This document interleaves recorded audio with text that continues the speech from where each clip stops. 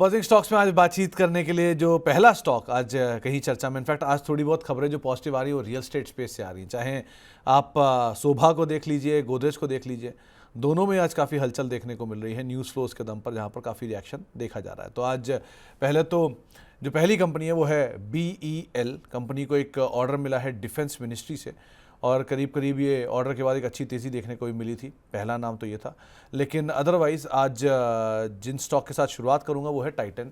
ये पहले तो BEL आ गया। एयरफोर्स से इलेक्ट्रॉनिक वॉरफेयर के लिए कंपनी को एक ऑर्डर मिला था, तो वहाँ पर एक रिएक्शन आता हुआ दिखाई पड़ रहा है। करीब 2210 करोड़ रुपए के आसपास का ऑर्डर और पूरी ऑर्डर बुक कंपनी की 2800 करोड़ रुपए के आसपास पहुँच चुकी है FY26 में, FY16 में नहीं।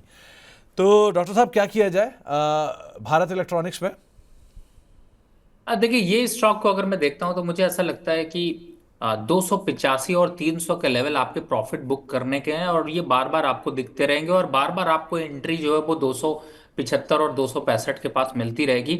लेकिन सजेशन ये होगा कि जब भी इसमें टॉप बनता है यानी 300 के आसपास आता है तो एक बार डिफेंस का एक इकलौता स्टॉक है जिससे मैं प्रॉफिट बुक कराता रहता हूँ और ये भी कहता हूँ दोबारा नीचे मिलेगा तो फिर खरीदने से भी मत बचिएगा। उन लेवल्स के ऊपर सस्टेन कर पाना थोड़ा मुश्किल है, तो अभी बने रहिए, लेकिन 86, 286, 300 के बीच में प्रॉफिट जरूर बुक करिए।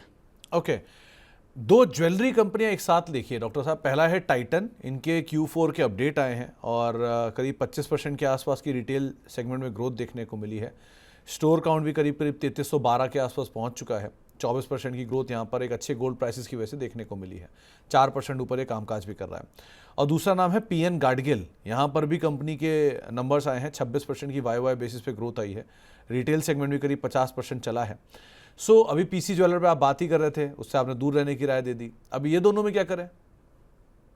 देखिए, इन दोनों में थोड़ा डिफरेंट राय है। एक तो पहली बात है कि मैं ये कहूंगा कि फ्रेश खरीदारी बिल्कुल मत करिए इस स्टॉक में, और जो लोग प्रॉफिट में हैं वो अपना 50% से 70% प्रॉफिट बुक कर लीजिए। मैं ऐसा क्यों कह रहा हूं उसको समझाता हूं।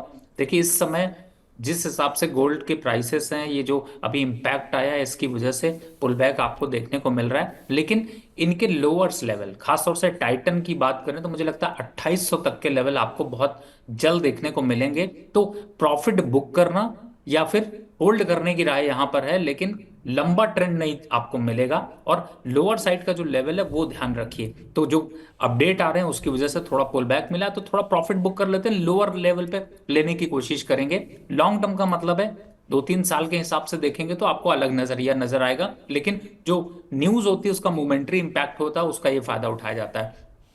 जहां तक दूसरे स्टॉक की बात करें तो उसमें भी थोड़ा सा प्रॉफिट बुक करने की ही राय है और थोड़ा सा करेक्शन का वेट करिए, वापस मुझे लगता है आपको एंट्री के लेवल मिलेंगे।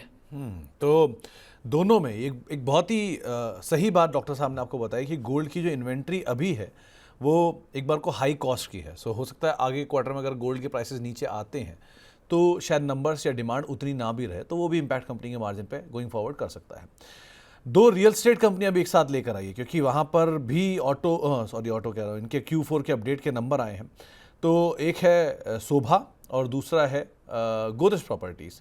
शोभा के जो सेल्स वैल्यू है करीब करीब 32% बढ़ता हुआ दिखाई पड़ा है और इनके जो बाकी डिटेल्स भी हैं वहाँ पर भी जो सेल्स वॉल्यूम है वहाँ पर भी एक 1836 करोड़ रुपए का एक नंबर आता हुआ दिखाई पड़ा है। और दूसरी तरफ गोदरेज के अगर नंबर्स की बात किया तो गोदरेज के नंबर्स के अंदर भी करीब करीब बुकिंग 87% की ऑन क्यू बेसिस पर बढ़ी है, 7% YoY बेसिस पर बढ़ते हुए दिखी है। इसके अलावा बुकिंग वैल्यू भी करीब 29,444 करोड़ रुपए के आसपास आई है और 3703 घर कंपनी ने बेचे हैं। डॉक्टर साहब क्या किया जाए ये रियल एस्टेट में, गोदरेज प्रॉपर्टी, शोभा जैसे स्टॉक्स के अंदर आज रिएक्शन भी है इनमें? देखिए, गलती से कभी कभी ट्रेंड जो है वो रिवर्सल हो जाता है, पुल बैक आता है, लेकिन मुझे ऐसा लगता है कि रियल एस्टेट के काउंटर सिर्फ शोभा या फिर इनके तो चलिए न्यूज़ है इसकी वजह से थोड़ा सा पुल बैक देखने को मिल रहा है, लेकिन ये रिलायबल बिल्कुल नहीं है। मौका मिला है भागने का, भाग लीजिए, क्योंकि अभी आने वाले समय में एक कंपैरिजन देखिए कि पूरे पैक अगर सेक्टर को देखते हैं, चाहे आप energy, auto, IT, metal, mining, NBFC, oil और फार्मा को देखें, तो रियल एस्टेट ही एक ऐसा काउंटर है जो 25% इस साल तक अभी गिर चुका है और आगे भी उम्मीद ज्यादा की है। तो फिलहाल दोनों स्टॉक से सिर्फ और सिर्फ निकलने की राय है, गलती से भी ऐड या अभी रुकने की भी राय नहीं है। मुझे लगता है आपको निकलना चाहिए। नहीं नहीं डॉक्टर साहब ने एक शब्द बोला, भाग लीजिए। ये इसके दो हिस्से होते हैं। भाग लीजिए यानी पार्टिसिपेट, या भाग लीजिए यानी रन अवे?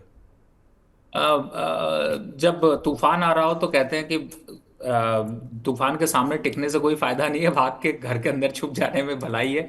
और जो अभी रियल एस्टेट के संकेत और जिस हिसाब से रिसेशन और जिस हिसाब से इंटरेस्ट रेट को डिसीजन, ये सारे फैक्टर पे सबसे पहले जो इम्पैक्ट आएगा वो रियल एस्टेट पे आएगा। और रियल एस्टेट का जो इम्पैक्ट होता है वो 2-3 साल चलता है। तो मुझे लगता है जिस तरह से आपने आईटी काउंटर पे हमेशा चैनल्स को देख देख के भरोसा बढ़ाया कि ये अब प्रॉफिट देगा तब प्रॉफिट देगा, वो करते करते आज आपको 2 साल बीत चुके हैं। तो जल्दी ही आपको शायद मेरे ख्याल से रियलिटी काउंटर में सच्चाई भी मालूम पड़ जाएगी।